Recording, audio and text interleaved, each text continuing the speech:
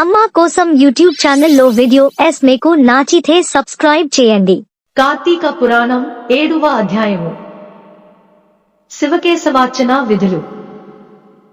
ఓ జనక రాజేంద్ర, కల్మషగ్నమైన కార్తీక మహాత్మ్యంలో పుష్పార్చన, దీప విధానాలను చెబుతాను విను. పుష్పార్చన, ఫలదాన, దీప విధి విశేషములు. ఈ కార్తీక మాసములో కమలనాభుడైన శ్రీహరిని కమలాలచే పూజించటం వలన కమలాసని అయిన లక్ష్మీదేవి ఆ భక్తుల ఇండ్ల స్థిర నివాసం ఏర్పరచుకుంటుంది. తులసి దళాలతో గాని, జాజి పువ్వులతో గాని, మారేడు దళాలతో గాని పూజించేవారు తిరిగి ఈ భూమిపై జన్మించరు. ఎవరైతే ఈ కార్తీకములో భక్తియుతులైన పండ్లను దానము చేస్తారో వారి పాపాలు సూర్యోదయానికి చీకట్లవలే చెదిరిపోతాయి. ఉసిరి చెట్టు కింద విష్ణువును ఉసిరికాయలతో పూజించే వారిని తేరిచూడడానికి యమునికి కూడా శక్తి చాలదు. కార్తీకములో ఎవరైతే సాలగ్రామాన్ని తులసీదళాలతో పూజిస్తారో వారికి మించిన ధన్యులెవరూ ఉండనడం అతిశయోక్తి కాదు. బ్రాహ్మణ సమేతులై ఉసిరి చెట్టు ఉన్న తోటలో వనభోజనమును చేసేవారి మహాపాతకాలు సైతము మట్టిగలసిపోతాయి. బ్రాహ్మణ సమేతులై ఉసిరి చెట్టు కింద సాలగ్రామ పూజ చేసేవారు వైకుంఠాన్ని పొంది విష్ణువు వలె ఆనందిస్తారు. ఎవరైతే కార్తీక మాసములో విష్ణువాలయములో మామిడాకుల తోరణం కడతారో వాళ్ళు పరమపదాన్ని పొందుతారు. పువ్వులతో గాని, అరటి స్తంభాలతో గాని మండపము కట్టిన వాళ్ళు వైకుంఠములో విష్ణువు సామీప్యాన్ని పొందుతారు. ఒక్కసారైనా శ్రీహరికి సాష్టాంగ దండ ప్రణామమును చేసిన వాళ్ళు అశ్వమేధ పుణ్యవంతులవుతారు. విష్ణువునకెదురుగా జప, హోమ, దేవతార్చనలు చేసే వాళ్ళు పితరులతో సహా వైకుంఠానికి వెళ్లి సుఖిస్తారు. స్నానము చేసి తడి బట్టలతోనున్న వానికి పొడి బట్టని దానము చేసిన వాడు 10,000 అశ్వమేధాల ఫలాన్ని పొందుతాడు. ఆలయ శిఖరముపై ధ్వజారోహణము చేసిన వారి పాపాలు గాలికి పుష్పము పరాగము వలె ఎగిరిపోతాయి. నల్లని లేదా తెల్లని అవిసెపూలతో హరిపూజన చేసిన వారికి 10,000 యజ్ఞాల ఫలితము ప్రాప్తిస్తుంది. కార్తీక మాసమందు ఏ స్త్రీ అయితే బృందావనాన గోమయంతో అలికి పంచరంగులతోనూ శంఖ, పద్మ, స్వస్తికాదిరంగ వల్లులను తీరుస్తుందో ఆమె విష్ణువుకు ప్రియురాలవుతుంది.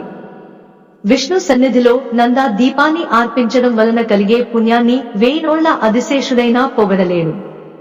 ఈ కార్తీక మాసములో శివుని జిల్లేడు పూలతో పూజించినవాడు దీర్ఘయువై అంత్యాన మోక్షాన్ని పొందుతాడు. విష్ణువాలయములో మండపాన్ని అలంకరించిన వారు హరి మందిరములో చిరస్థాయిగా ఉంటారు. హరిని మల్లె పువ్వులతో పూజించిన వారి పాపాలు సర్వనాశనమైపోతాయి. తులసి గంధముతో సాలగ్రామ పూజను చేసిన వారు వైకుంఠాన్ని పొందుతారు. విష్ణు సన్నిధిలో నాట్యమును చేసిన వారి యొక్క పూర్వసంచిత పాపాలన్నీ నాశనమైపోతాయి. భక్తియుక్తులై అన్నదానమును చేసే వారి పాపాలు గాలికి మంచుతున కలలా ఎగిరిపోతాయి.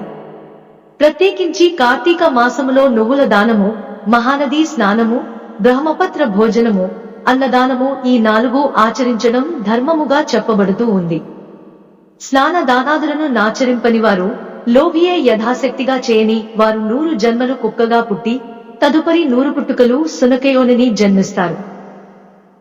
కార్తీక మాసములో శ్రీహరిని కదంబ పుష్పాలతో పూజించిన వారు సూర్యమండలాన్ని భేదించుకుని స్వర్గానికి వెడతారు.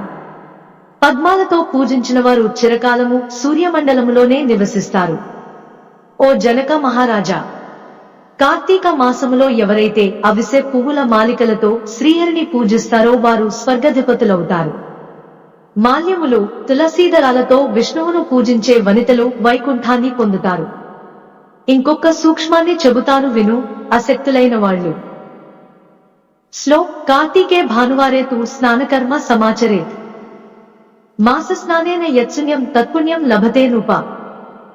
శ్లోక్. ఆద్యంతియే తితో మధ్యమే చ దినే యః స్నానమాచరేత్. మాస స్నాన ఫలం తేన లభ్యతే నాత్ర సంశయః.